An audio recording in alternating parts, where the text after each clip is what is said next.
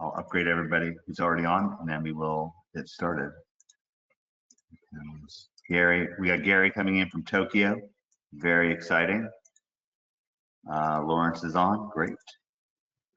Theory is on. Great. Analyst. Amazing. Bryn is on. Great. All right, great. Great preparation this week. We'll start with the Lord's Prayer, and then we'll go from there. Our Father who art in heaven, hallowed be thy name. Thy kingdom come, thy will be done on earth as it is in heaven. Give us this day our daily bread, and forgive us our trespasses, as we forgive those who trespass against us. Lead us not into temptation, but deliver us from evil. For thine is the kingdom, the power, and the glory forever and ever. Amen. Okay, exciting show today. Smitty should be coming on anytime now. This will be a particularly favorite segment for him.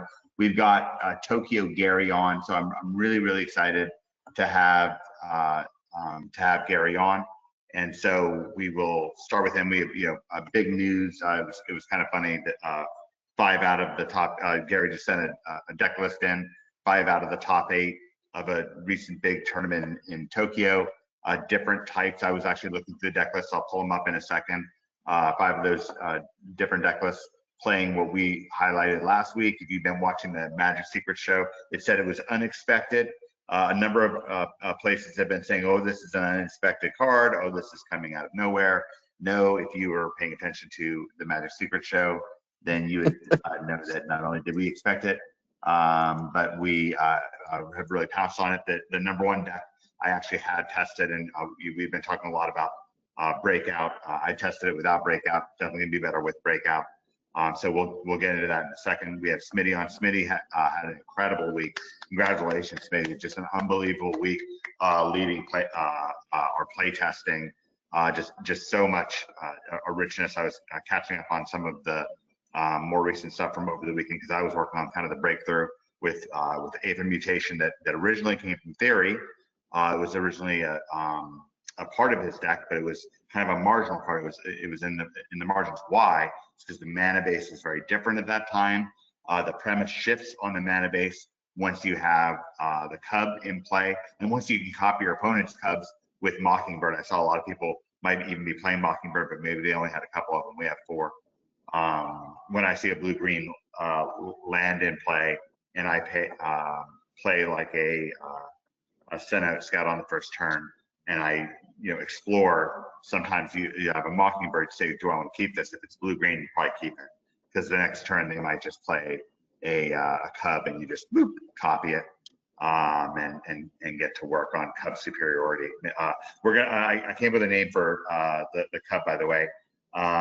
So obviously we have Mr. Blue and Mr. Green is Jackal is Mr. Blue, Jackal and Drenith is and then whatever the roid is called, Overroid or whatever the hell it's called. Michael's right away. Michael Spirit's like, oh, that means that this means planet and plant and all these things. I'm like, yeah, that's wonderful. But anyways, that's Mr. Green. What's the Cub? Well, obviously the Cub would be Mr. Green, except there is Mr. Green. That must make Cub Junior, right? So Cub will be Junior. Mr. Green will be Mr. Green. By the way, without Mr. Green, it's just definitely not the same ball game with Cub, and especially what you can get out of Jackal and so forth. So we'll get more into that today. This will be a especially nice show for you David Mills fans, and this show is really about David Mills fans, anyways. It's kind of the primary purpose of the show in a certain way. Only David Mills has this terrific base. He's built very small, focused base, and they, with OMG, he did the Alchemy series. He actually had a number of people following him from previous generations from his speed learning, and then then we did Magic Secrets, and we did some early internet marketing products. But bring the fresh, there was a bit of David Mills in there, but really especially with OMG. He took on a real fascination for people, of course, in part because of the outside success of OMG. But really, even with Magic Secrets, for years after we did that, people would message me. Oh, and especially with the Area 51 lifestyle, people really thanked us, and it was crazy. I mean, I would get emails from people saying, I would have killed myself, and it was tough. I mean, I'd have to, kind of fight back tears, but it was, very emotional. Multiple emails, by the way. But anyways, so here's what I got. I thought this was going to be an interesting way to lead off the show today. So here is, this is the last, or at the very beginning of the Magic Pro Tour. This is a Wikipedia page. If you search Magic Pro Tour history, comes right up. And so let's have a look at this. And this will be a good way of pre-framing the show and what we're doing here. We've got some great breakthroughs going on with money getting behind the scenes. And it's all going, exciting at OMG from a number of different angles. But and of course our, the success of this group from a deck building and innovation standpoint. I mean, you really have a bunch of non-pros, non-current pros just coming in and storming the arena castle and having so much success, really enjoying themselves, having new friends, making new friends, unlikely, people that wouldn't have met otherwise. So it's all a lot of good, virtuous things that you look for. And so where does it come from? Well, in 1996, New York, this is the first pro tournament. And I played in this. I took 17th. They cut to top 16. So I just missed out on the cut somehow with that.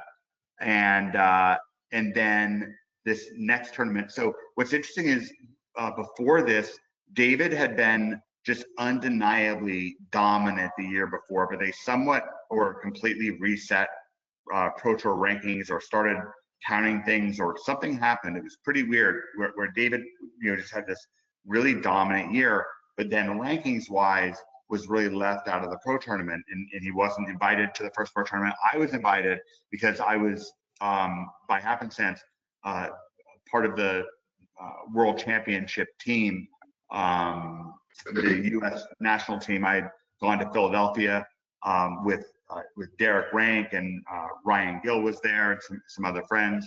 And it was kind of the very beginning of Tongo Nation, before we were, really, really wired into things with David. But, it was innovative. Both Derek and I made top 8 of nationals. Derek played the Channel Fireball deck from our game store at the end. There was a guy named Richard who had come up with the Channel Fireball concept, and then Derek really pounced on it and honed it with my other friend Bill, and it was cool. Ryan was there, and then I made top 8 with a black-red deck, kind of a land destruction, and then it would kind of switch to being more of a hand destruction. David, after sideboarding, David pointed out that I would switch to hand destruction just in case my opponent was playing with cards. Especially that's why the him to Torox in the sideboard and the hypnotic specters. So anyways, but that's what life was like before David, and it was one of the things that showed me. What I want to talk to you about is what I saw before working with David, and then what I saw afterwards in Magic, and then of course that translated same ways in internet marketing with our real success with Magic Secrets. We created a product about Magic and really helped people become undeniably successful, even an actual Magic pro champion, Dave Sharpman. Got a big $40,000 check and everything, but where did it all come from?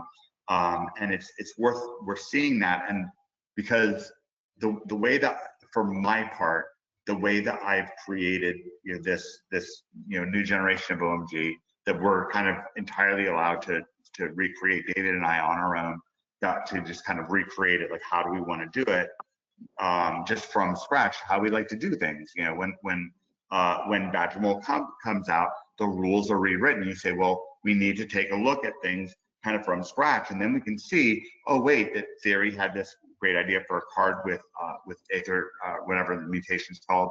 We'll look at that in a second. Of course, it's a very important card, but it was kind of a marginal card.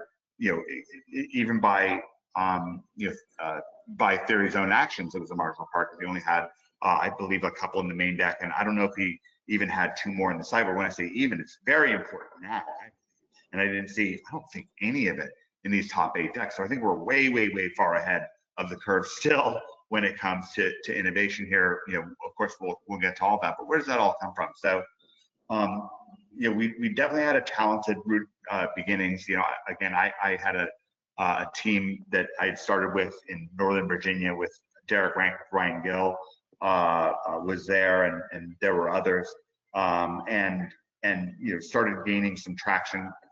Certainly I was a Magic World Champion. I made the top 4 at that U.S. National Championship, qualifying me for the Worlds, where there was a team competition, and the U.S. team won the team competition pretty handily. I don't know. Actually, I don't even really know. Maybe it was close. The French were certainly good, and there were others. But anyways, so I was a world champion for that reason, and because of that, I was invited to Pro Tour New York. David wasn't invited to New York, despite this kind of phenomenal success record that he'd had, which we always found to be a little suspicious. But anyways, then the next big tournament here was Pro Tour Los Angeles. I took some ideas from David and managed to make top 32, good enough to make it to the next tournament. But again, David was just sort of out of things. Then there was Columbus. Again, there was something about kind of being around David. I did much better. I played a turbo stasis decks at the U.S. Nationals that happened concurrent to this Columbus Pro tournament that was kind of block constructed. So I played in standard. I played turbo stasis. It was pretty popular at the time. It was kind of one of the exciting, kind of the first kind of combo-ish decks that you'd really see in the Magic scene in a certain way, and people really liked it. It was invented by Tommy Hoagie, but Derek spotted it the night before the tournament, brought it to me.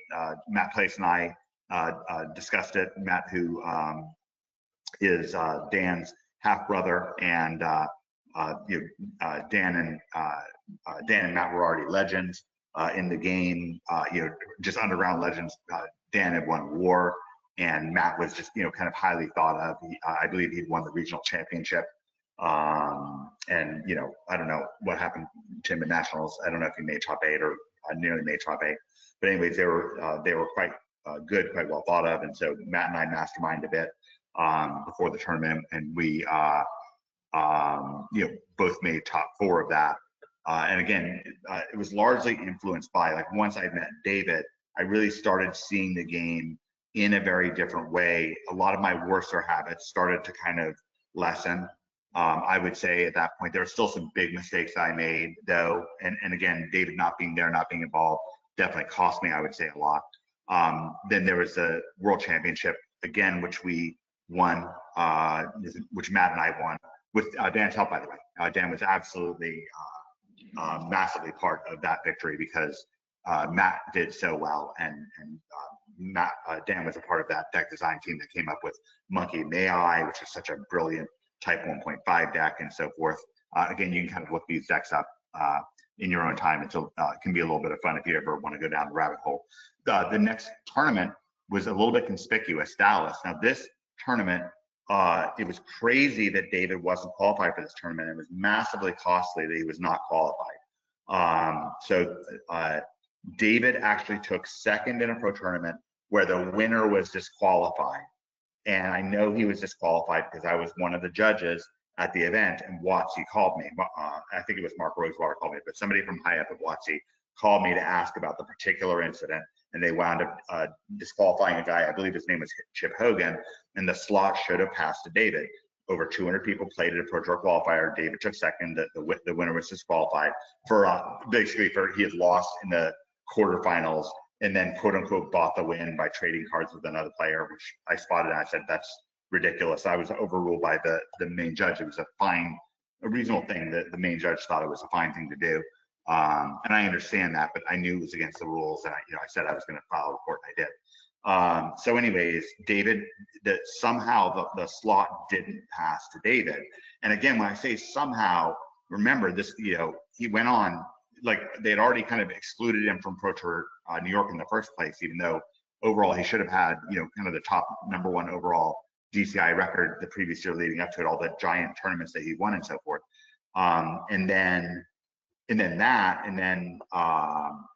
Anyways, then there was Pro Tour Los Angeles, which is coming up here. So anyways, so David was excluded from Dallas.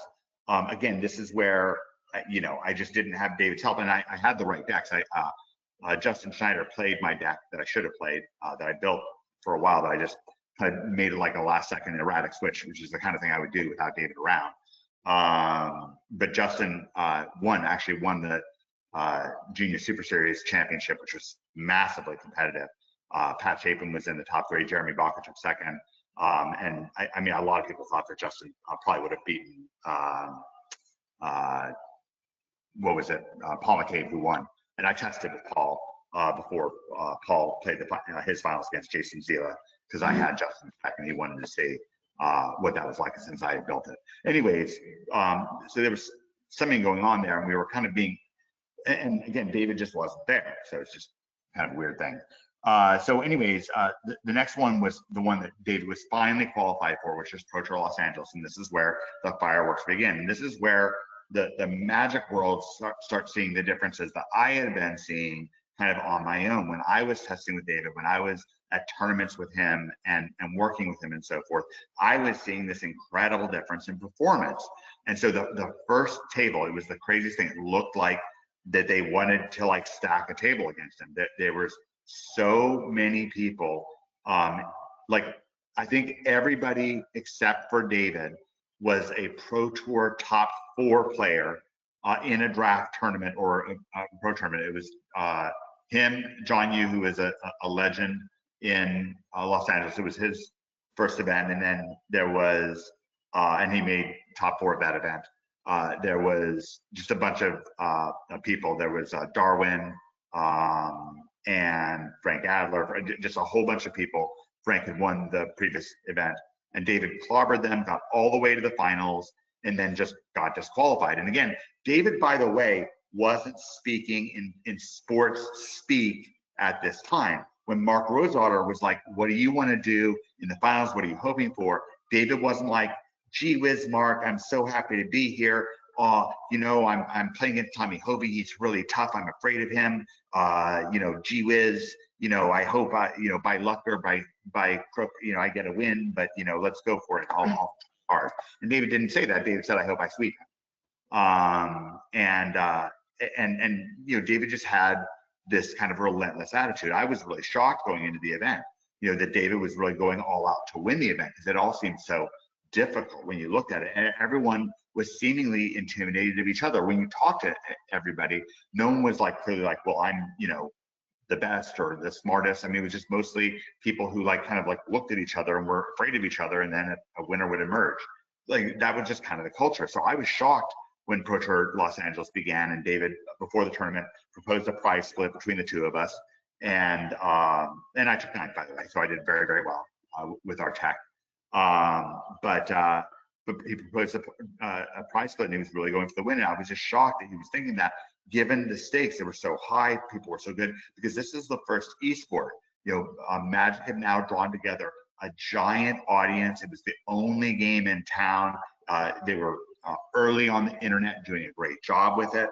And you know, they've certainly got some good amount of mileage out of marketing me from nationals and worlds the previous year or two. So there was some amount of that, and you know, I'd had some amount of success. I was at this point a 2-time world champion, so that certainly counted for something. 2-time team world champion. But again, it was, you know, really shocking when I saw the difference, you know, between working with David and not. And so anyways, David came in all the way to the finals. He gets, again, mysteriously disqualified for a rule that still doesn't exist. If you ask ChatGPT about it, ChatGPT just kind of shrugs its shoulders and says, okay, you know, that's fine. You know, yeah, he cheated. He didn't cheat. It's just absolutely ridiculous. And so forth. So it's just not just ChatGPT. It's, you know, out there, the idea is that, oh, there was something, and it was crazy. I mean, there was a riot on the boat.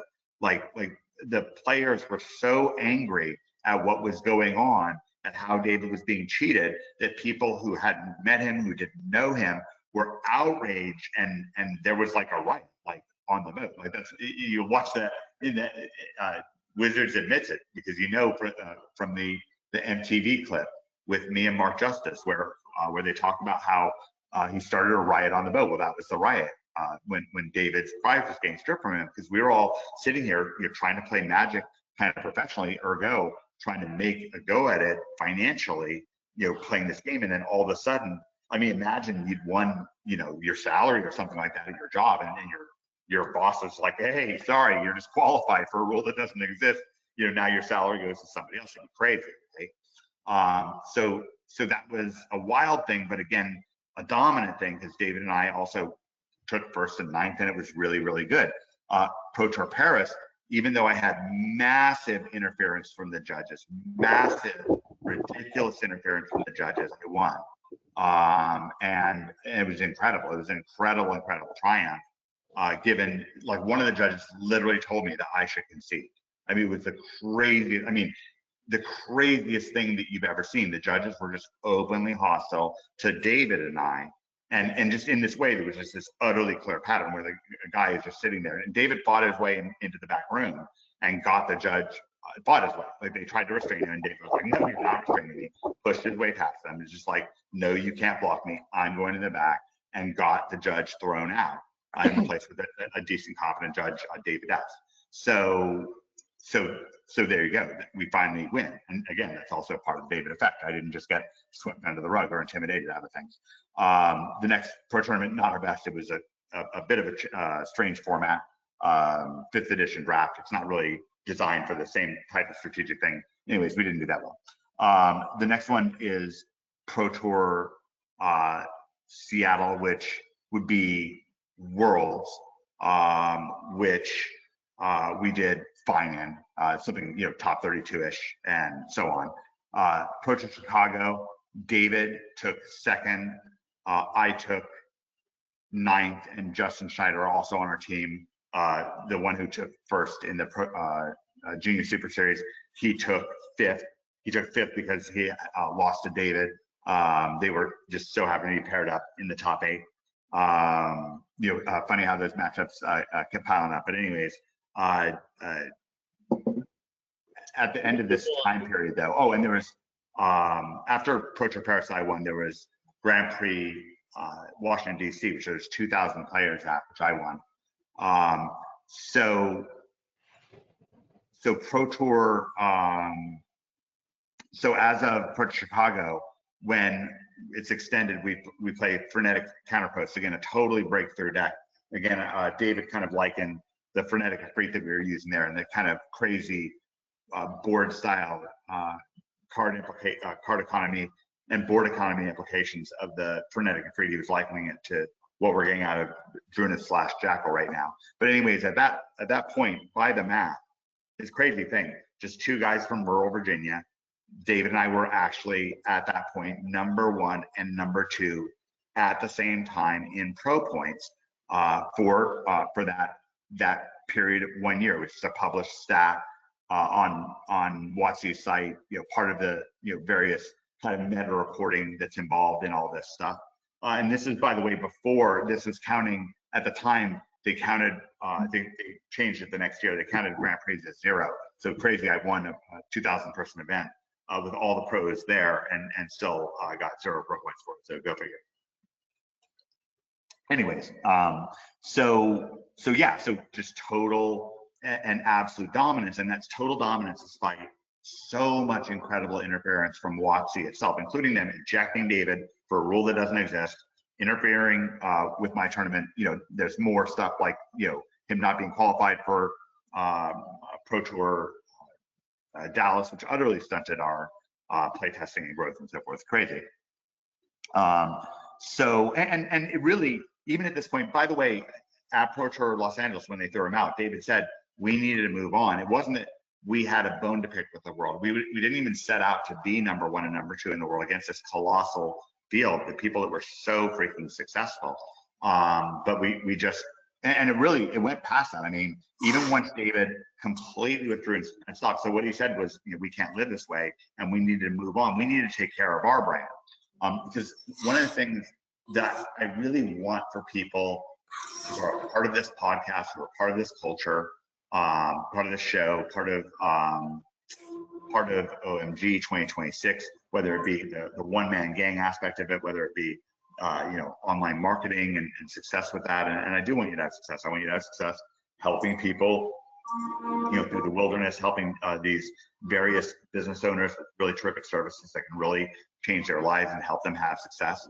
Yeah, I want you to have success with that, and I want you to have success with Magic and build friendships, other games as well. We had various attempts. I'm going to try to at the end of the show see if I can get Lawrence to demonstrate a bit of David's favorite newest game. So we'll see if that comes together either this week or next week. Maybe I'll bring it up this week and get him to do it next week if he's shy. But maybe you can do it this week. We'll see. Anyways, you know, I want you guys to have success with this stuff, but I also want you to have you know, an understanding of the worldview that we come from and why we're doing things the way we're doing things. Anyways, so this is right. What happens next? So then there's Pro Tour Mainz in Germany. Chris Bishop on our team made top 8, so that was good. Matt placed 1. So that was, again, tip of the cap to Dan Burdick. He was part of Matt's team, and Matt did great there. Then the next event, Block Constructed in Los Angeles, Tempest. Our teammate Kyle Rose became the first player to go 14-0 in the Swiss. So he went completely undefeated in the Swiss, beginning a real dominant career. He would kind of take off and inherit, he and some of the other people, but especially Kyle, would kind of take over and kind of inherit the kind of Tongo Nation legacy from there. But it was pretty impressive. He made top 8. He wound up losing to the eventual winner in a close top 8 match. Then New York.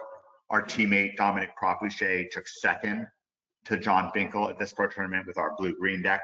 Before this, David took 3rd at Grand Prix Atlanta, which I think was around 700 participants, maybe 1,000. So this period of just absolute dominance. And there was, again, there's at a given pro tournament, there's 300 players.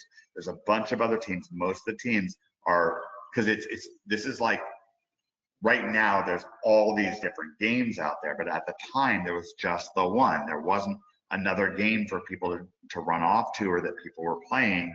Like, you know, most of the concentrated focus and power of the gaming world, which we see now, turned out to be much bigger than people thought. And people have gone on from that game to have incredible success. Dan went on to have incredible success. Dan went on to transform WotC in many ways. I mean, it's so much of the reason why I'm doing this and believing this stuff is because of the way that Dan helped transform WotC. So anyways, so then we take 2nd at that one. And then what happens after that is I skip a bunch of pro tournaments. There's something I skipped in here. So Pro Tour Los Angeles, New York, and then there's one more where anyways, there's like a world championship somehow left out of this. Let me see if I can kind of move this screen a little bit and move it down. So where was it? After Los Angeles names, your booster draft. Here we go, Seattle.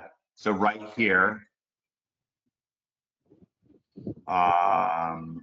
which means expanding the screen then changed the aspect. So now I'm not where I wanted to be again. See if I can get back to where I wanted to be. Yeah, okay, great, here we go. So this is New York, okay. So right after this, delete this, is Seattle. And so before this was the US National Championship.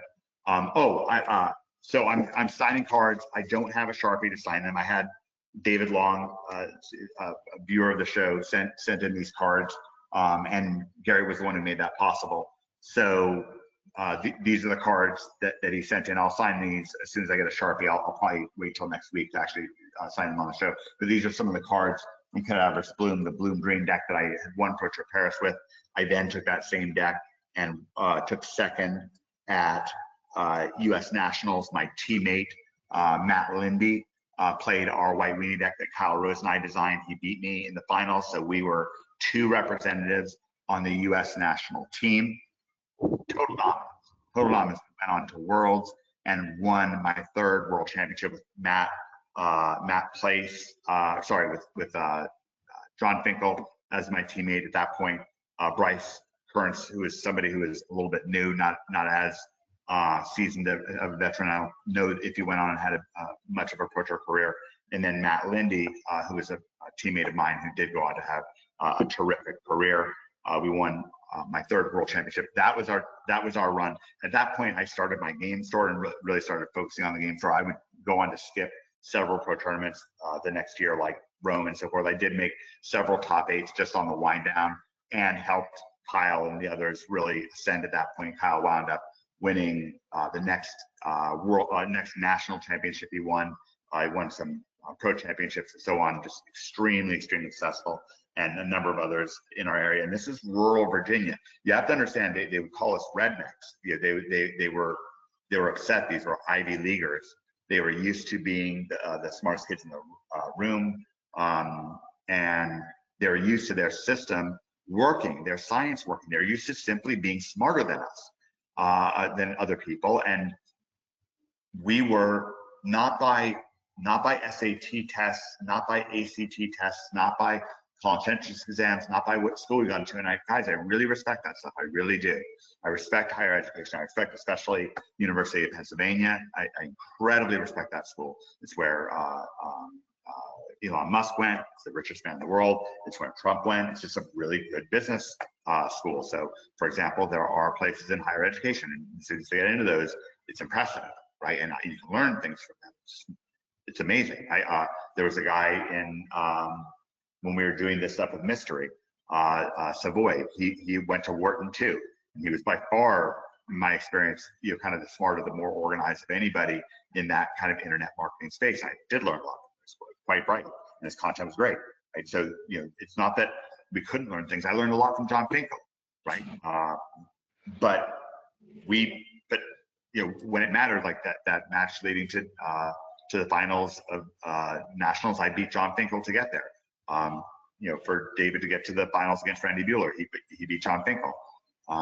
You know, and John was great, but our system just tended to, and John was innovative. He wasn't making crappy decks. He had great decks at these tournaments that we're talking about. I could do a whole, you know, podcast segment on them, and we learn a ton from it. It's just that we arrived in a different place using David's methods, and so I wanted. And from here, David and I didn't go on and do nothing. We didn't. Now we had proteges that went on and did very well at poker, but we steered clear of poker, and we went on to build a very, very, very successful marketing mastermind called OMG. By our figuring, probably 1,000 people started really successful digital marketing agencies, and then many more over on top of that did really a lot of success with e-commerce. We were real leaders on Amazon, real leaders with Shopify, with doing SEO for that kind of stuff. So a lot of you know, SEO companies came out of that. Some people that are on friends of the podcast, Michael Spears was one of the people who took advantage of all those things, of everything that we did in OMG. And of course, many other people that are on here have had a lot of success with OMG. So we went on and had just you know, so much success with this stuff, and that's why we've unapologetically made this world about David's boundaries, about his rules, about what he's figured out, about his leadership, right? About his decision making, about what he decides to do, is what this community is about.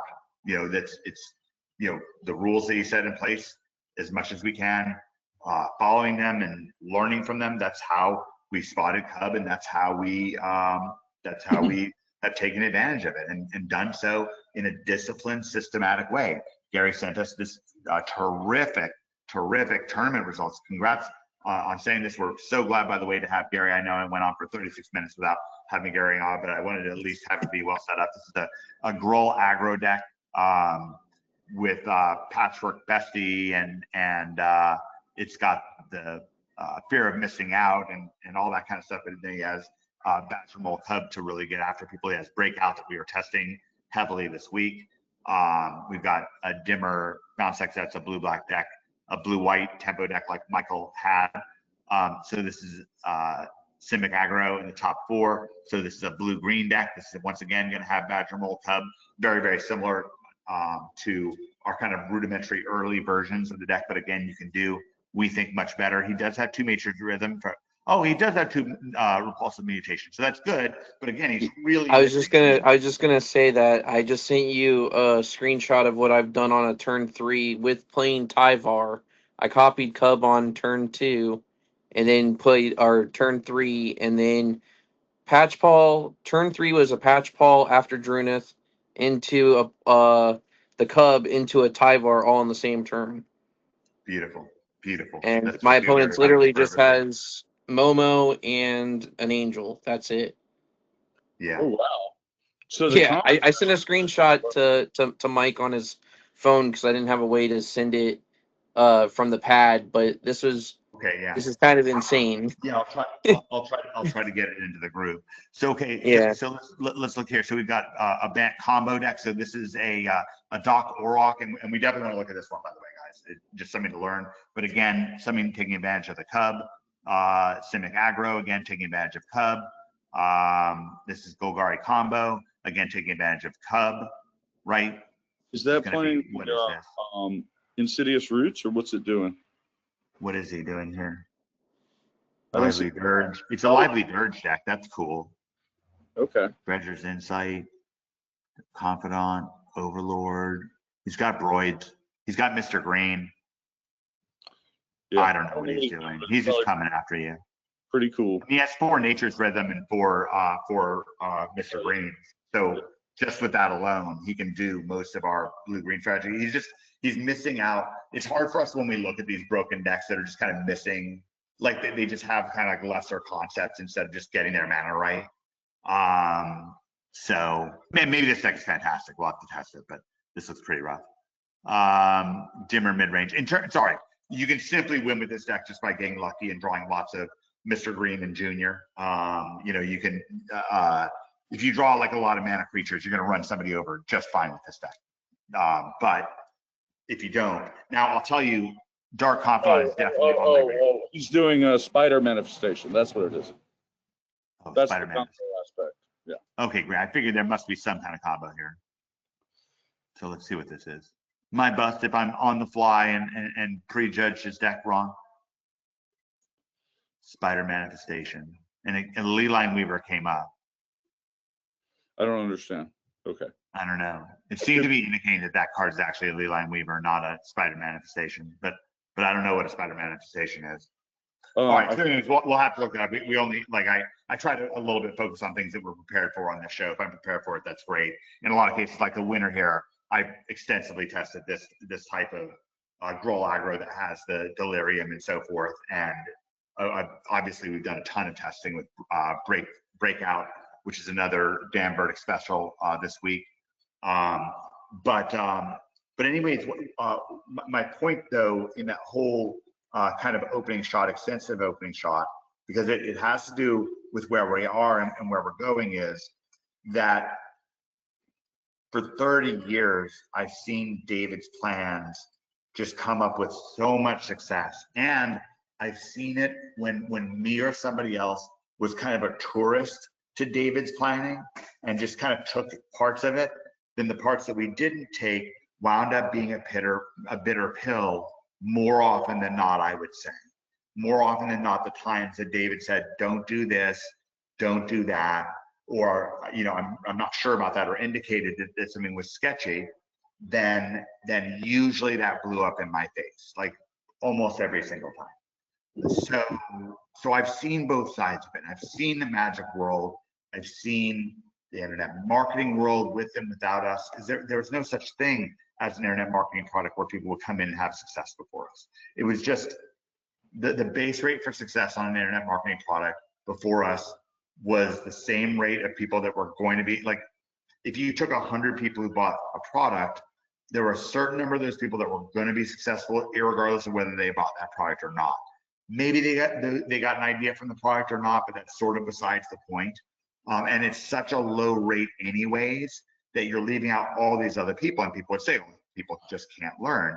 And yet we helped so many people have so much success with money getting online. People even in this group are having success with it, and they will continue to. We've done that again and again. It's a trademark of what we do, not because we're cool, but by methodology. Like, we have a way of doing that that involves the same type of science that we apply when we're in gaming. Again, I don't want to completely overwhelm the show, but that's why and we're able to define these things when we have the Magic Secrets book and it's right there and we say what the rules are, and then we follow those rules, and we're way ahead of people here. Again, we have these Simic decks. Like, why do they only have?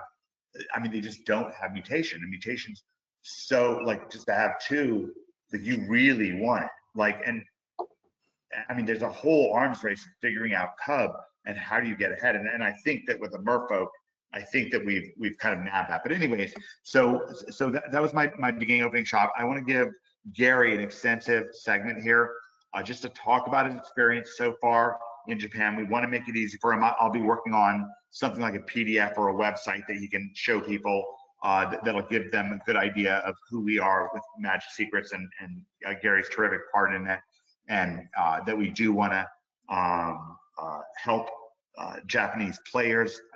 We want to be a gateway for them. We want to provide terrific content to them, insight, friendship, and we want to be able to trade and network with the stores. There's things that we can do for stores over here that it's hard for them to do over there, expertise that we have, things that we know, events that we can organize. We'd be more than happy to organize a big Magic tournament in Tokyo or Osaka. Atsu Shibuya might be somebody that I can get with and do another tournament with in Osaka. So there's a lot that we can do, a lot we can do directly with the stores. So we really want to make that possible. Tokyo Gary, man, how's it going? Konnichiwa. Konnichiwa, man. It's 4:43 in the morning, but I'm making it. So anyways, this Friday I'll leave for Osaka to meet up with my friend Ryan, the Cardboard Samurai. He has done extensive stuff with playing trading card games over here and video games, and he got his first Pro Tour invite for Journey of the Nyx. We went to Theros the first time. The funny thing is like, oh, he's like, it's a 2-for-1. I'm invited to the Pro Tour and it's my honeymoon. So it was good times. I was stationed over in Georgia at the time for Pro Tour Journey of Nyx, so I got to like go there and root for him. So that was awesome too. Cool. But yeah, so Friday we'll go over there.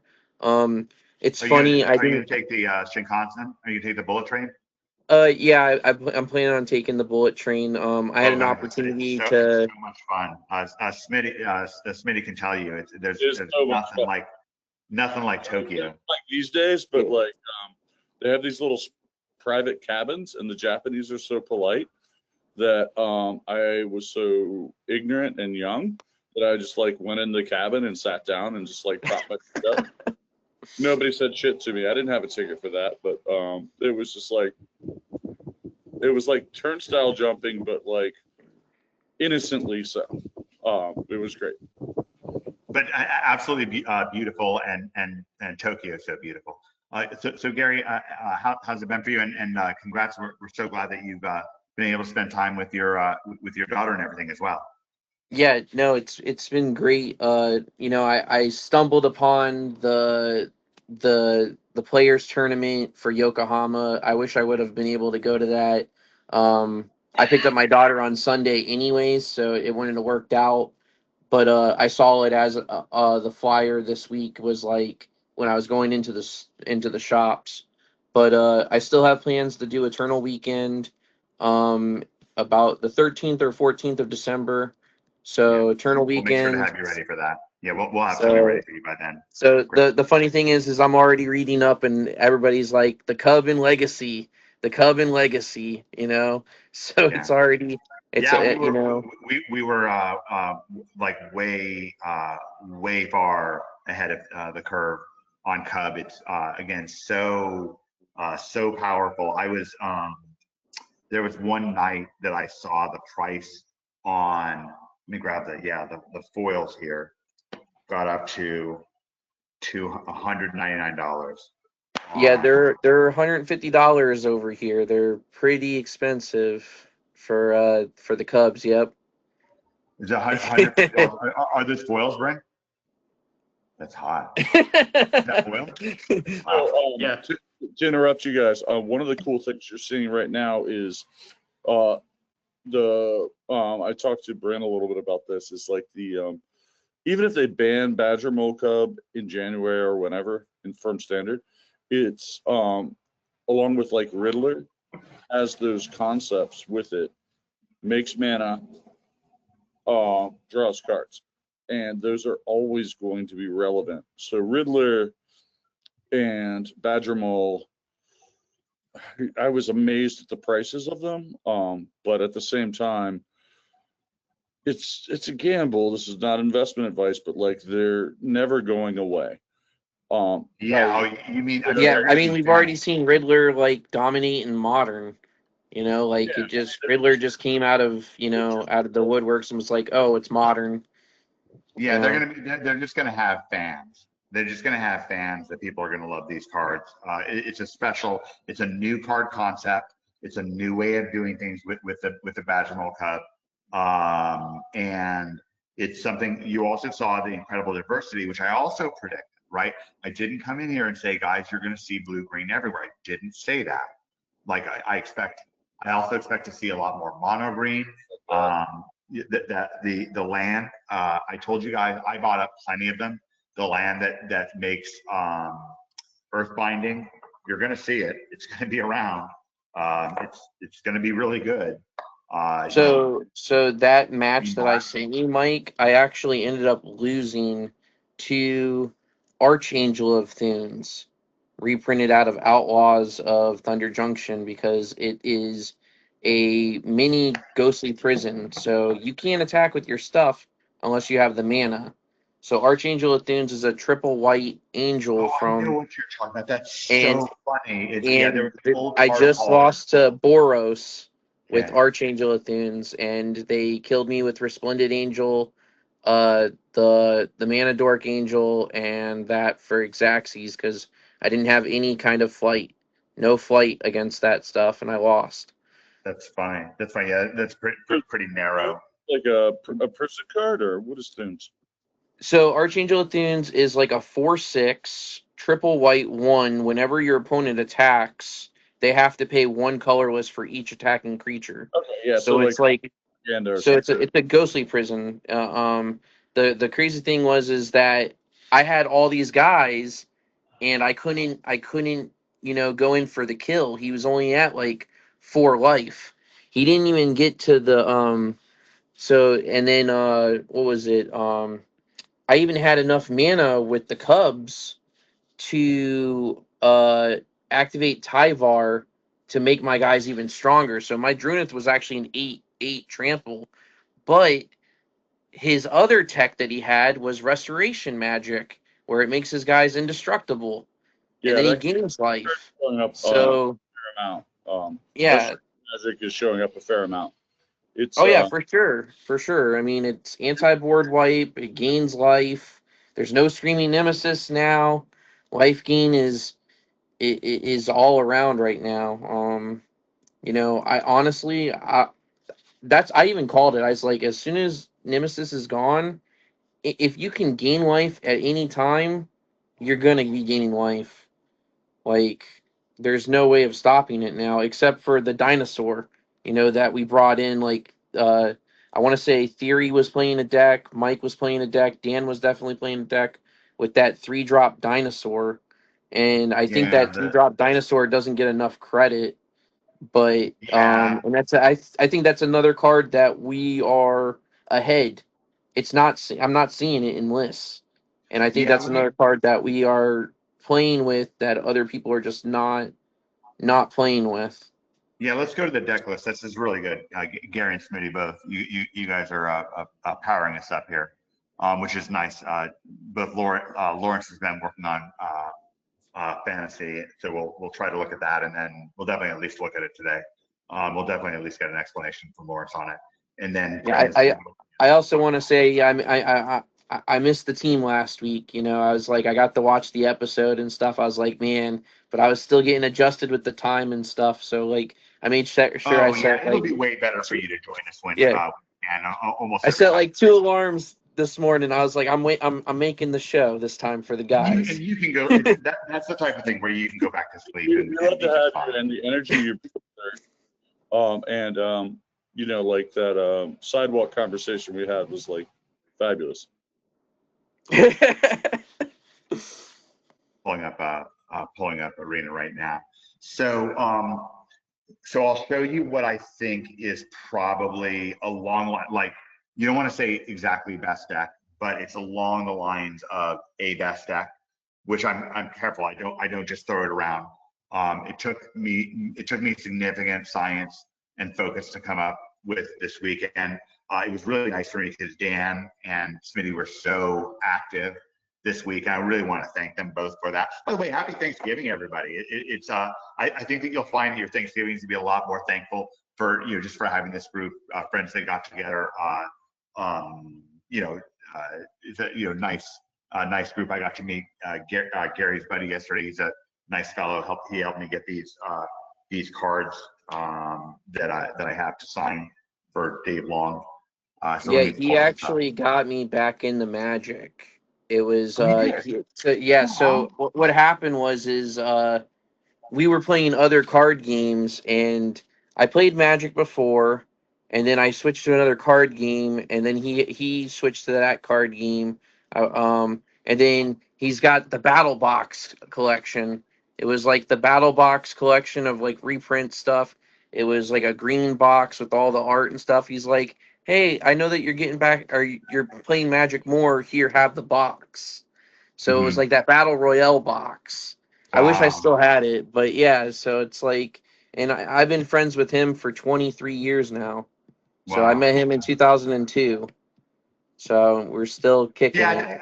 I think that people are kind of realizing these days that friendship is just more at a premium. That like it's the type of thing that used to feel pretty common, and just with whatever's going on in the world, COVID and some other events, somehow it's, and I feel like it was kind of drifting apart anyways. The internet and so forth can have people can make the mistake with the internet of forgetting how important real life interaction is. Just like the first mistake of the internet is to not realize how important the internet is. The second mistake of the internet is to forget how important real life is too. And those are both very real mistakes, and people can make them. And David and I are guiding you through them right now. All right, this is Atlantis Shuffle. Okay, so we've had Isengard Shuffle, which is like when the tree ants, right? They stomp on Isengard and they do a dance. The new TikTok dance sensation, the Isengard Shuffle. Well, this is the merfolk of Atlantis decided to get into the Isengard Shuffle, and this is my take on along the lines of the best deck.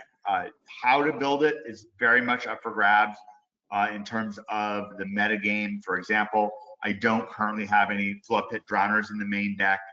I'm just sort of guessing at a meta game where there's an awful lot of cubs around, a lot of juniors around. I'm kind of pre-sideboarding for that a little bit. If I thought it was a field that was going to be just consumed with a ton of it, then I would play 3 or even 4. But anyway, so this is the main deck. There's various sideboard cards that you can play that are really powerful. It's got a really deep sideboard possibility. By the way, Gary was talking about Tyvar. Gary, did you realize that Tyvar and Deep Root Pilgrimage is what we in the business call a Mondo combo? Because you can tap as many elves as you want. Right. Okay, great.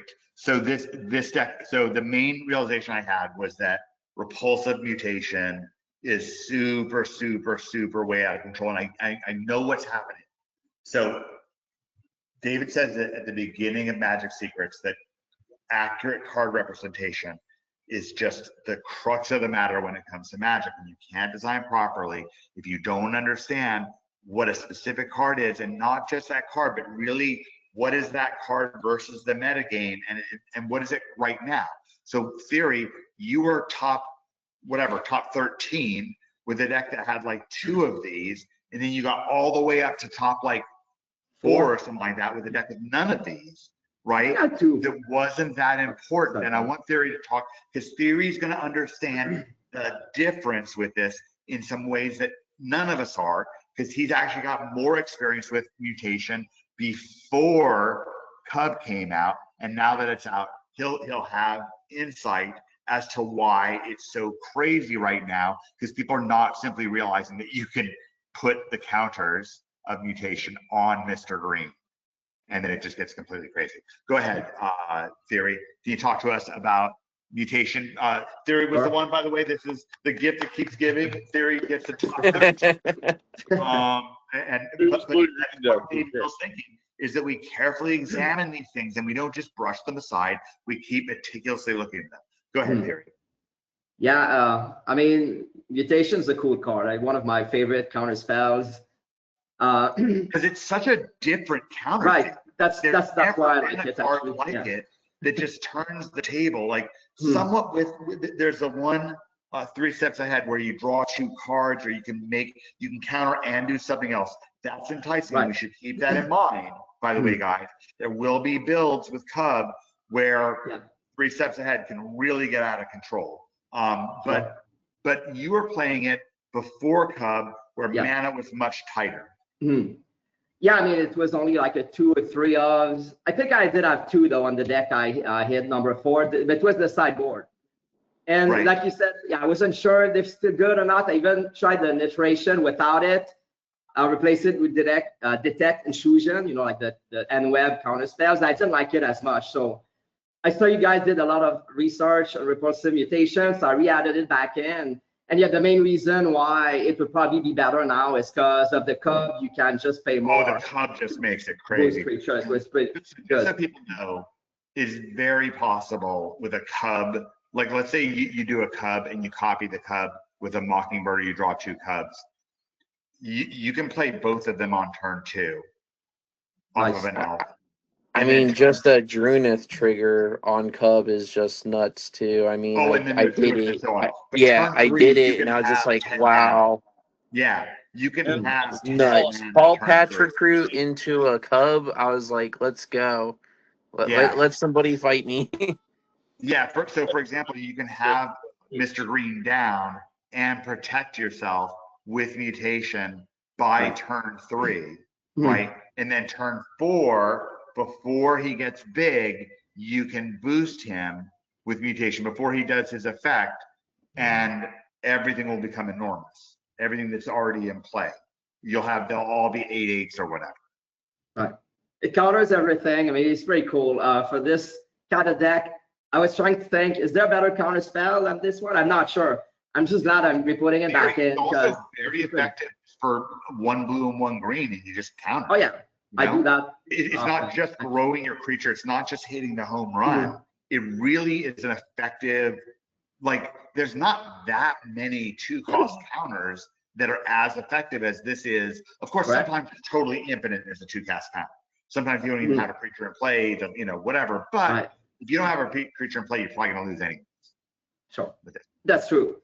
And you're right, actually. A counter that counters everything for 2. I mean, in standard, I'm not even sure there's another. It might be the only one. You do need a creature. You get to more mana. You're getting a significant benefit from it, and it's an out of control benefit if you have Mr. Green in play. By the way, I have been testing with the Sentinel, and right now, just where I'm at is I'd rather have this than most things. It's hard to say because it could be. I've been one of the first people on Nature's Rhythm because I had a Merfolk deck with Nature's Rhythm in it that I was like number 75 with, maybe 4 months ago or something like that. So I'm well aware of the concept. But anyways, Sentinel's been really, really strong for me, just kind of in that middle for whatever it's worth. Somehow I feel like. So I think about the Sentinel is it is sneaky good. I can't tell you how many games I played. I'm like, fuck, they played that. All right, cool. Yeah. And especially with Mr. Green, because again, you get that outside, you can just build up treasure tokens, and then when your Mr. Green hits, ridiculous. Let me see my notes here real quick. Okay.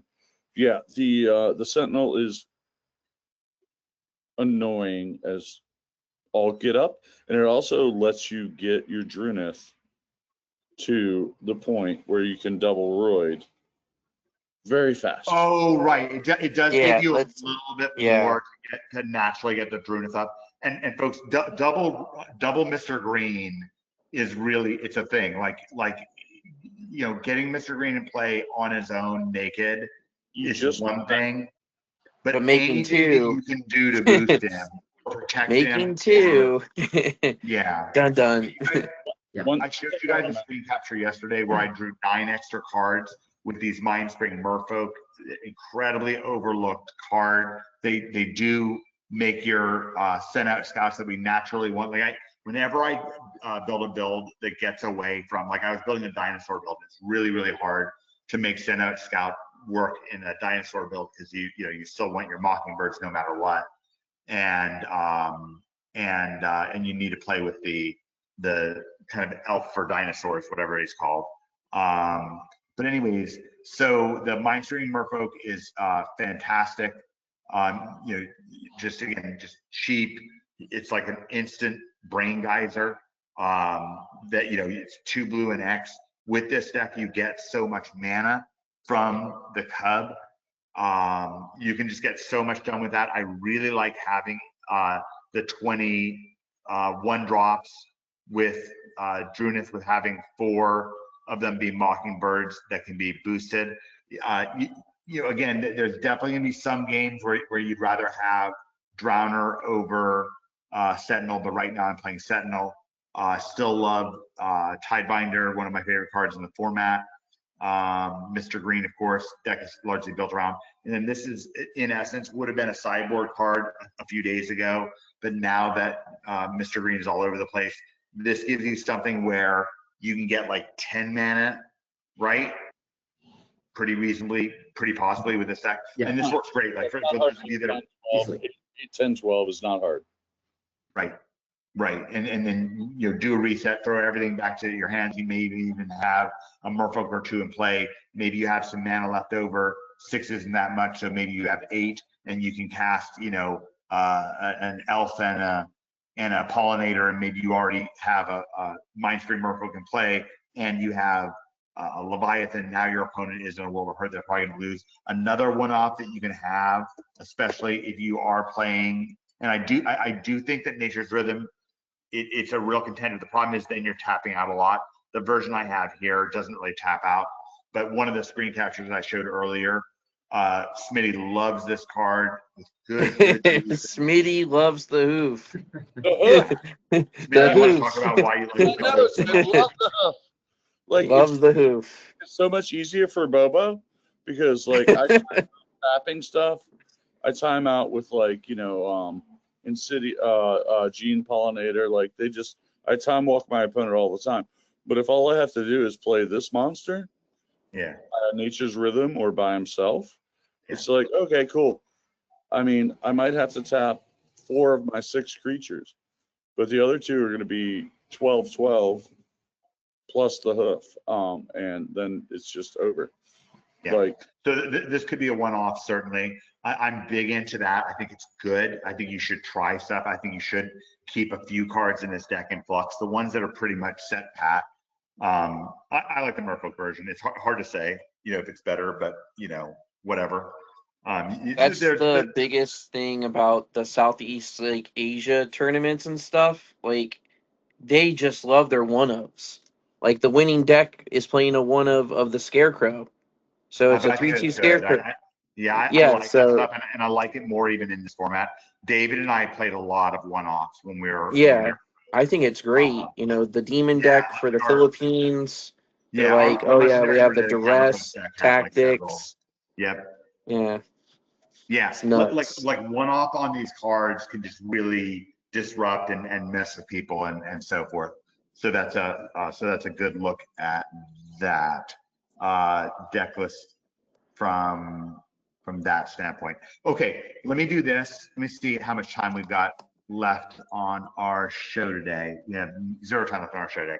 Lawrence, how much are you willing to talk to us about the game that you've been playing, and can we get a demo set up either this week or next week? Yeah, both would work. I've been playing quite a bit, and I did do some preparation. I caught your message a little bit late, but I caught your message on the group. So yeah, I could do it. Great. Well, you can do it today? Okay, let's do this. Let's try to. So this is a game that David has been playing. I looked at it just a little bit, didn't get a chance to get into it. I'm excited to see Excited to see Lawrence play it. Let me do this here. Let's see how to do this best. Okay, so I'm gonna go to the controls. I'm gonna try. Oh, and we've got Jeremy's on. Make him a panelist. Yes, that's great. Okay. So we're going to Lawrence, presenter. Sweet. Lawrence has the power now. He's ready. He's like, power. yeah. I got the power. Let's see if I mess it up. All right, cool. Can you guys see my game? I have it on my screen. I'm excited. I'm genuinely excited, folks. As Lawrence is doing this, I really want us to expand into other games, and especially if it's a game that David's playing. There'll be so much more we can learn from this and so forth. This is a light type of game. I think everyone in the group, even potentially, could pick this up and play it a little bit and get some good stuff about it. We can even have some chatter about it in the group and so on. So great. Let's begin. Yeah, I agree. The game's pretty chill, especially in contrast with Magic. Magic is fun in a lot of different ways, but some of the same ways, like the strategy aspect as well. But this one's, when you kind of want to just relax and still apply some of the David Mills strategy things. Oh, yeah, there'll be tons of strategy in this game, no doubt. Yeah, David doesn't get into a game unless if it's really flat. I'm seeing that pattern. Let's see. Sweet. So yeah, the way that I approached it was basically trying to, since we were talking about David earlier, was applying, kind of looking at it through the lens of. By the way, did you guys like the David Mills history view on Magic? Oh, yeah. I thought that there was something about that. It's just kind of weird to think of these like tournament after tournament with all these people going to it, and we just walked in and just took it all, and it just you see how David like what matches up is the David Mills timeline. And it was great. I mean, like I was on TV, I was on ESPN. That's when it all happened. Like when David hit the pro tournament, that's when everything really started opening up, not just for me, but for the game. Like David's so good at understanding, because he's focused on it, brand and building your own brand, right? Masterminding to build other people's brands, right? How do we do that? It's the kind of the one place that you can go in the history of the world. Who has just sat around focusing on how your brand could practically get ahead? And this is a person who really had, I mean, a lot of people would take the lesson that he gotten and said, oh, you should build your own thing and abuse other people so you can be the one doing the abusing. You can be the one with the big brand. And David said, no, when I have the brand, I'll do it right, and I'm going to have just really terrific results from doing it that way. Right? He didn't do it apologetically. He didn't do it like, oh, well, I'm nice if I was a jerk. No, it's the right way to do it. So anyways, I'm excited for this. Go ahead, Lawrence. Yeah, okay. So I was trying to decide whether or not, like, what would be the best way to kind of walk you guys through this. I decided on like a fresh playthrough because they have a nice tutorial that we can kind of follow along and then maybe do like a one boss. So this is basically a roguelite and a tower defense game. The roguelite aspect is, I'm going to skip the chatter. The roguelite is basically about the progression of the game is mostly kind of like iterative, where each life you progress through the game, either by exploring the map or like unlocking new things and new challenges, new relics, stuff of that nature, which makes you more powerful, more competent for follow-up runs. And then the tower defense part is basically it's going to be like certain waves that come at you each day, and you have to defend yourself against those different attacks. And this is, if we zoom out, let's see if they let us, cool. You can see like the whole section. As you start to progress and start to discover new things, the map kind of unlocks and you can see more of what's happening. The premise of the game, as far as I can tell, I was trying to decide, okay, what is it exactly that we're trying to do here? The premise, as far as I can tell, is basically defending this bottom part down here, but not really. Really what you want to keep alive is your hero. If the hero dies, the game is over. So keeping this guy alive, and then basically what are the bottlenecks to keeping him alive? And the strategy part comes in these different resources available over here. There's going to be different ways to manage these things and kind of like strategize around what to prioritize, what to build around, what to kind of like use in order to get this hero to survive all 28 waves. And then there's going to be like an extra wave at the end. So cool. If we get back into it, and then if you do that, you get some stacking power that you can do for the next time, right? Yeah. That's the roguelike aspect where it's like the more that you explore, right? The more that you build, you get. Bryn, this is one of the things I was thinking about with probably the difference between WoW and Dungeons and Dragons Online that David and I played a lot of was that D&D had a roguelike aspect of it, where you could level your past lives. It's really not. Somehow I just keep thinking it's not out of the question that we all play Dungeons and Dragons Online a bit, because I think it's still out there. And David and I have the two wealthiest accounts in the history of the game. If I can get back online and get, but anyway, it's a roguelike. So I had one guy with like 11 past lives or 14 past lives or something like that. It was pretty well unheard of in the game. And then David had overall more guys. He didn't have as many guys as many past lives on any one guy, but overall he had more past lives than me, for sure. David had definitely the most valuable account in the game. Okay, so here we go. Sweet. So the first thing they want us to do is build a tavern. The tavern is going to be where the food is stored. And all of these little locations, as the game's going to tell you later, but so there's a little bit of a city builder too. It's like a tower defense, but you're doing a little bit of like a 4X game. So a 4X game, I don't remember what the X's stand for, is like Civ, Civilization, is the most best known of it, this type, where you're kind of building something, but it's not in a vacuum. It's not like SimCity where you're building something and it's kind of mostly in a vacuum. It's in a dynamic environment and things are changing and maybe there's competitive factors to it or whatever. So it's got a little bit of that city builder, a little bit of the roguelike, and then tower defense is like Dota 2. I'm starting on a new tower-like game that I was going to talk to you guys about, which is Clash Royale. And I have my notes here. Clash Royale, I've been going through the various characters, and I've been writing down some of the top decks, the attack and defenses of the main cards, and then mainly the thing I'm trying to memorize is the matchups of those cards. What does a Dark Prince defeat? What defeats a Dark Prince? So when's the right timing to drop a Dark Prince, and so on. And so we're some different games. So that's a tower defense game. This is a tower defense game as well. But the tower is your hero, the ultimate tower. The ultimate tower is the hero, which is again trying to apply David Mills' kind of like strategy aspects and LOI aspects to this, and one of them is like representing things accurately.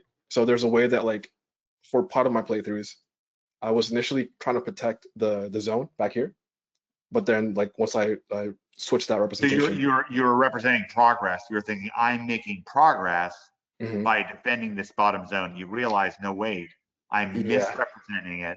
Because I lost. I thought I was making progress, but I still lost. How do I actually make progress? Yeah. And and that's more lensless thinking that we've really been getting into from David, right? How do I get to that lensless thinking and see properly? All right, continue, please. This is terrific. Cool. So yeah, all these zones, like Mike said, it has a city builder aspect to it, which I by default enjoy. I like the idea of like building like cities and whatnot. It's just nice for my brain for whatever reason. But these there's a bunch of games that we played over the years that we may come back out with that have a little bit of the fighting aspect, but a little bit of the city building. And it's one of I do like that. There's some Warhammer games that we really enjoyed and some other different ones. So we'll continue to do this. There's a big Grim Dawn update coming, which is going to be a bonanza for our group. It's going to be a fucking bonanza. Looking forward to that for sure. Yeah. These all have it's like a reason for these buildings. Oh, I know why. Because we just have decades to do this, guys. It's one of the things people just constantly live their lives as if it's over tomorrow or it's over next week. Basically, it's like over next week or so. Maybe they start getting into a real wise place in their world where it's like over next year or something. But like practically speaking, not for everything, but for a lot of things in their lives. And if you plan around, if you say, well, am I going to want to have friends, in 10 years? Or my friend, am I going to want, to be able to play games? Or what am I gonna like? Because what are you gonna do with your friends? Are you gonna what? Like go ski down the Matterhorn? I mean, what are you gonna do? I don't know, right? And you might, but even then, you're gonna have a lot of time in between when you're not skiing down the Matterhorn. You see, like there's kind of no getting around gaining, and especially strategic gaming, especially when you're harvesting it and getting all this value out of it, saying, oh, wow, now I'm making this connection. And now I'm doing this better in business. I'm doing this better on SEO. I'm making a better website because of this. I'm a better friend because of this. I'm a better, better romantic relationships because of this, and so on. Go ahead. I'll speak to that for a little bit. There's a way that I've been gaming my entire life for the most part, but I've mostly avoided strategy games. So this does add like an extra layer of usefulness, I suppose. I'm curious. You become an NPC otherwise. You will look back and see. I'm telling you, it's a good way of looking at things. If you're not playing games, games are playing you. I don't know how else to get it to you. Like it's not even because some evil mastermind is doing anything. It's just kind of how the world works. Like you're just going to be an NPC until you become a PC. And there's only one safe, reasonable place to practice being a PC, which is in these types of games, right? It's not safe to practice that type of thing in the real world. There's all kinds of things that you would do in practice that would be ridiculous, dangerous, expensive, ludicrous, mean, whatever, right? There's things that you just wouldn't want to do that you can figure out in a game and get over those little mistakes, get over those little humps and figure things out while you're, and am I saying stop everything in life and just play games? No, keep a roof over your head, of course. We're the number one mastermind in the world when it comes to online money getting. I care very much about it, right? But as we're doing it this time around, I already knew that I could build a gaming mastermind with David because we did that. I already knew I could build an online money getting mastermind with David because I did it with OMG, right? So we wanted to have those together. And by the way, for relationship advice, it matters a lot. There's crazy, horrible relationship advice out there. This red pill nonsense. Give me a fucking break. I mean, like, where do I begin? Like, they're so wrong. Just, oh my God. I'd love to dig more into that. The reaction to the red pill on the other side. There's just more just complete brain nonsense. Just, it's not necessarily the level of the Communist Manifesto, but it's pretty horrible stuff. So anyways, continue on, Lawrence. There's a lot we could dig into there. Okay. Let's kind of speed things up a little bit. So you put resources you had. You put the limited lumber that you have into building a building. Yep. You'll at some point get stuck on that, but you're going to make some miners. You're going to make some guys in this building. You're going to assign some workspaces and so forth. Yep. Is that right? Yeah. So far, it's been a discovery process of like where the bottlenecks are. So like each of these buildings, like this one, for example, extracts wood from the trees. So, but it can only you can only store so much of the wood. As you can see over here, this is red because the current castle level is at a point where it can't store any more wood. So even if I have these guys continuing to work, it's basically just going to be resources that are being wasted. So either I use the wood or I increase the castle in order to store more wood. In this case, I'm probably just going to build a house, which gives me another worker. And now I can also just either double up on wood. I'm probably going to do that. Double up on wood or choose to spend those resources elsewhere. Okay, so you clicking that dot when you said double up on wood assigned a worker to that thing? Yeah, great question. The way that you manage that is basically you hover over each individual place, and then you can either scroll up or down. You see the bottom right is going to have a little toolbox that pops up, and the little squares on top represents a number of workers that are assigned to this particular building. Okay, great.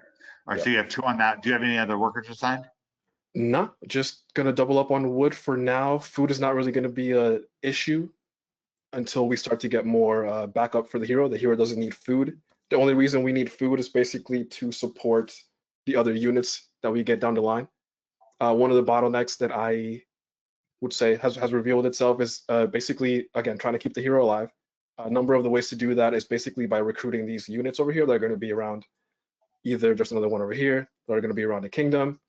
There are also going to be people that pop up and give you chances to recruit other units. So basically you can have units to help the hero out. You can build defenses to help the hero out, or you can also have armaments, which are basically like weapons and stuff that helps the hero stay alive and whatnot. Right. Cool. So here we are, the hero facing off against evil. So is it night now? Yeah. So at night, so he fought the villains that there were. He beat them, and now we're going into the tavern. Yep. It's a day cycle. Once morning hits or once morning ends, then the monsters start to come out, and then you basically fight them for the majority of the day, and then you get more chances to do other stuff. The tavern is kind of like a respite after the end. You get usually nothing really happened that day, so usually you get a breakdown of what happened that day. This dude pops up every second day, and he gives you some information. We can skip that. Basically, just introduce themselves, and then you get a chance to recruit your first unit. Okay, what unit are you going to recruit? I am particular to the Rune Scribe. Once you level him up, he's pretty darn good. And it's going to give us some information. Cool. One of the things we have to do is basically, once you get a unit, they're going to be down here below this bridge, below the moat. Down here, they're not really going to be able to do anything. So you have to put them over here above the threshold. That's when they can start to attack. If we hover over this guy, it'll give us some information about what he does. He's magic class, infantry, damage.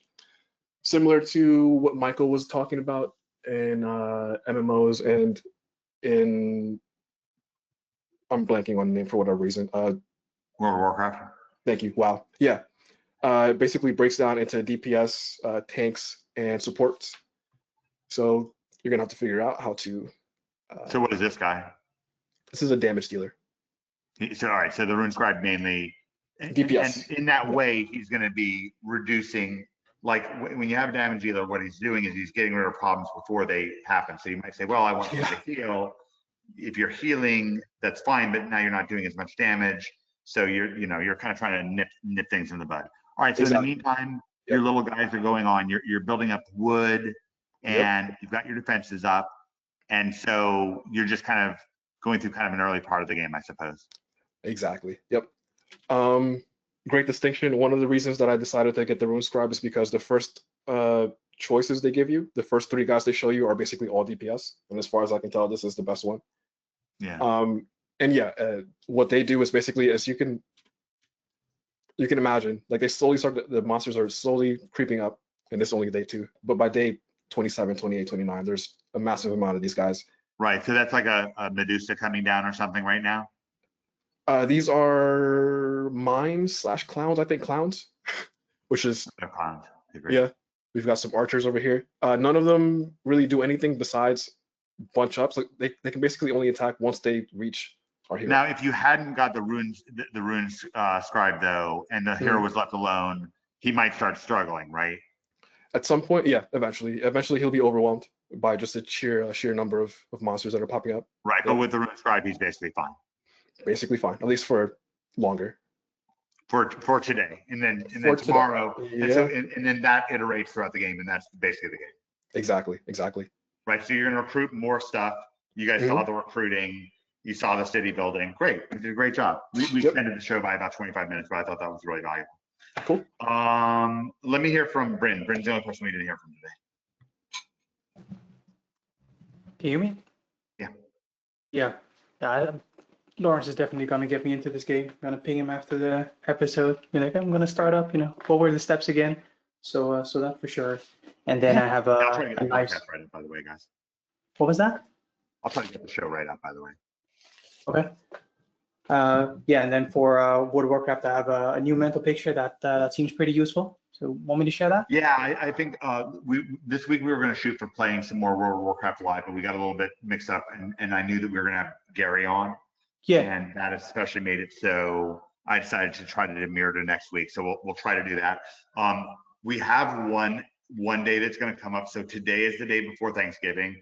That same thing is going to iterate where it'll be the day before Christmas and the day before New Year's.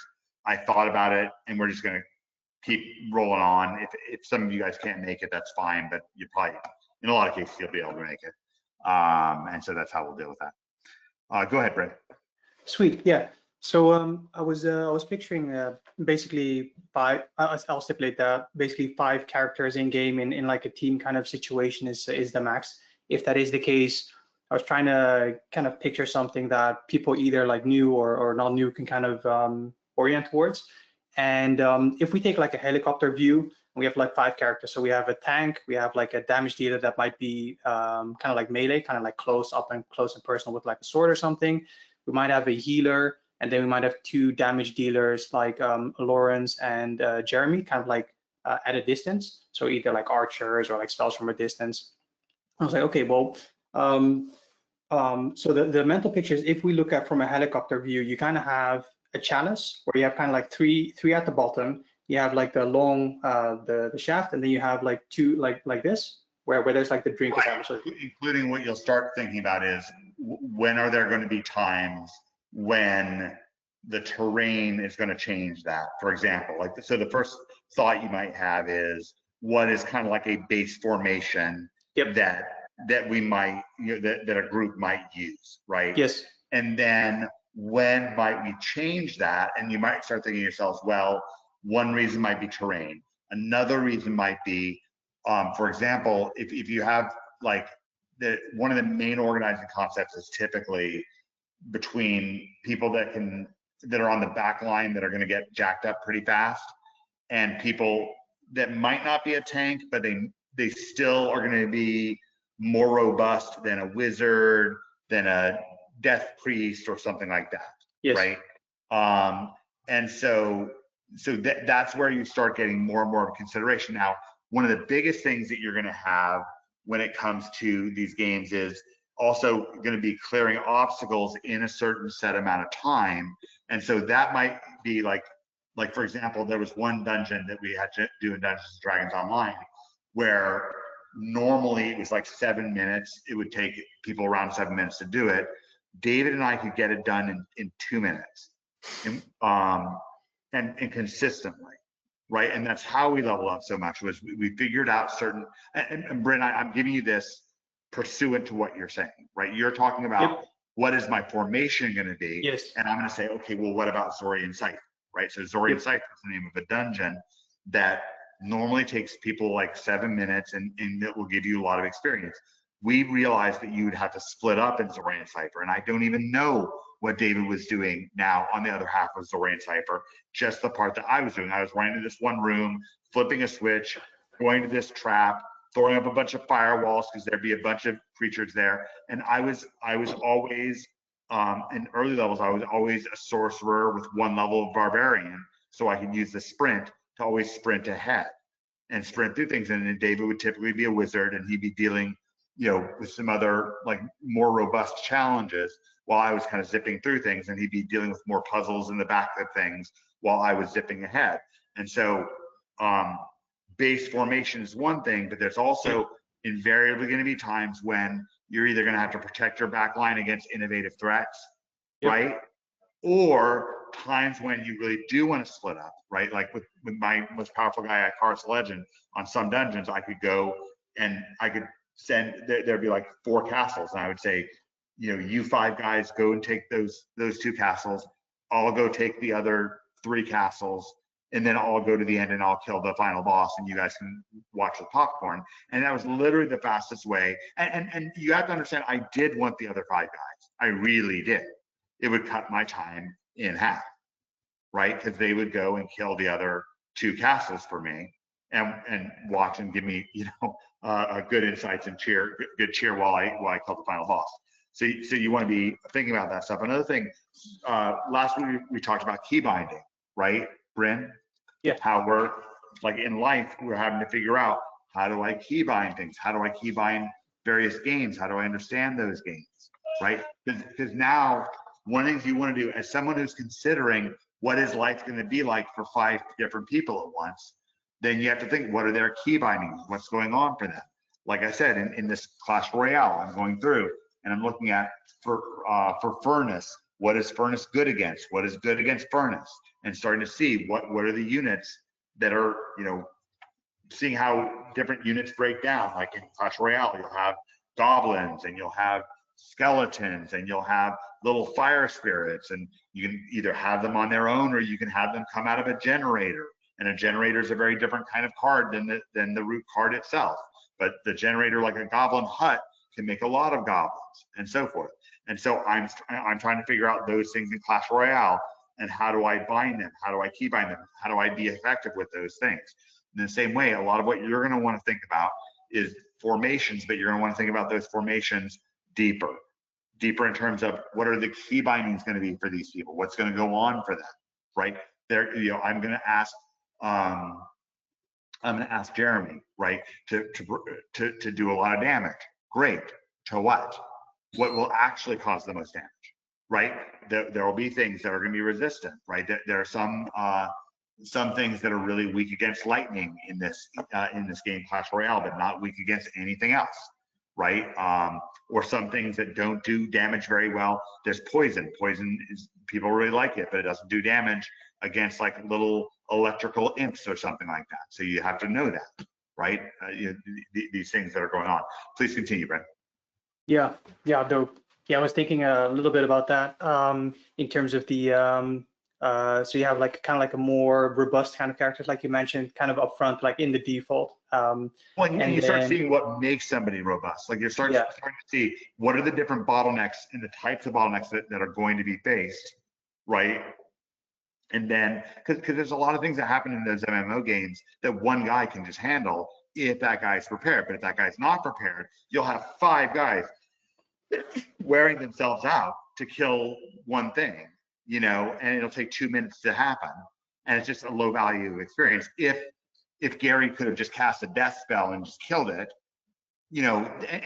but if Gary didn't know that we were going to face against, barbed devils, right? So he didn't memorize Slay Living or whatever, right? And he didn't know. He's like, well, guys, I thought you wanted me to heal. Well, no, you're having to heal us because we're all dying because these freaking bone devils are killing us.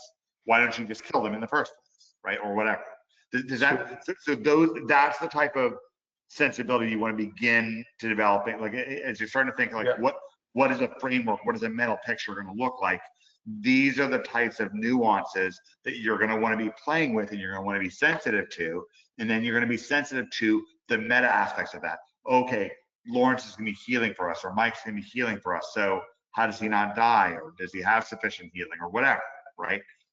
Theory is going to tank, or I'm going to tank. Oh, I'm going to tank. One of Dave's biggest things was he was always a big responsible tanker. Like whenever me or David was tanking, David tanked a lot. He would always have stuff like scrolls of fire protection, like just a little bit of levels of whatever he needed to be able to cast scrolls to a certain level and be able to do fire shield on himself, ice shield on himself, a decent amount of healing on himself, some stuff, a little bit of, there would be stuff that other people would do for you, right? And he would expect that, and he would know what that stuff was. It wasn't about him being an individualist. It was about him being responsible. Does that make sense? I like that. So thinking about what's a responsible tank look like. And to sometimes there was this one thing where we were fighting against Master Artificers, very hard quest, and David and I beat it with a decent group, a good group, but we had no stuns, no more Lawrence, which had never, I'm sure it had never happened before.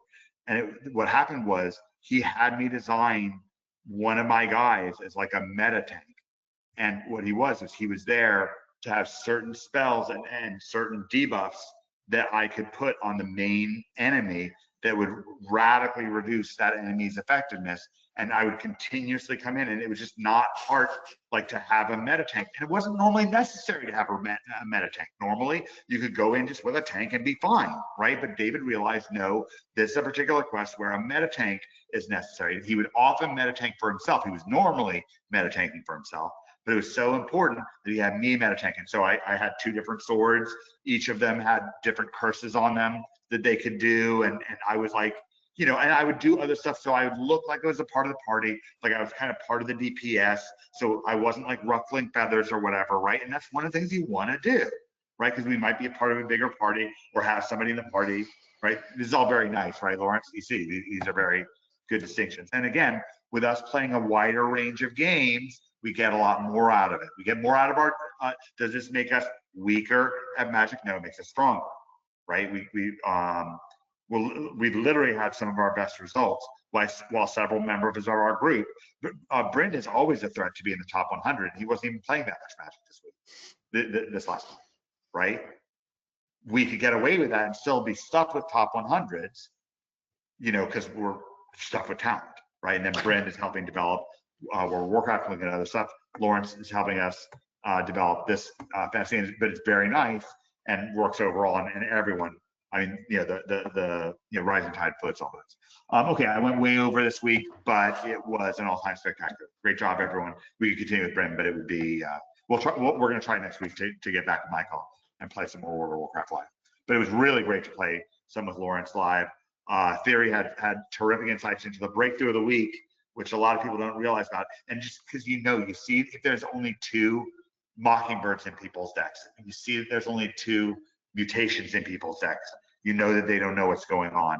We got to get the right organizing concept, and then things are much easier. All right, great job, everyone. Smitty, once again, thank you. You really made it rock in the group this week. Smitty, did you have any final notes before we're done?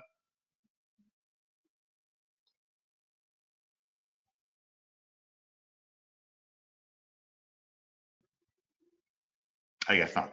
Okay, guys, have a great day. God bless. Happy Thanksgiving.